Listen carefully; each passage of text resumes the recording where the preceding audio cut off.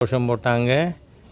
ஏரோட்டு முழவன் ஏங்கி தவிக்கையிலே தேரோட்டம் உனக்கு எதற்கு தியாகேசான்னு, ஏன் கந்தூரி உனக்கு எதுக்கு, உருசு உனக்கு எதுக்கு, சந்தனக்கூடு உனக்கு எதுக்குன்னு சொல்கிறதுக்கு இந்த ஹிந்து விரோத தீய சக்தி திமுகவுக்கு துணிச்சல் வருமா?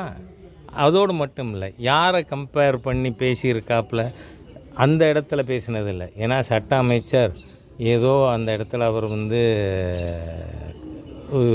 திடீர்னு பேசிட்டார்னு இல்லை. திருவாரூர் தங்கராசு பற்றிய விழாவில் நாங்கள் அந்த காலத்தில் வயது வந்தோருக்கான பட்டிமன்றம் என்று நடத்துவோம், அந்த பட்டிமன்றத்தில் இப்படியெல்லாம் பேசினோம் அப்படின்னு பேசியிருக்கார்.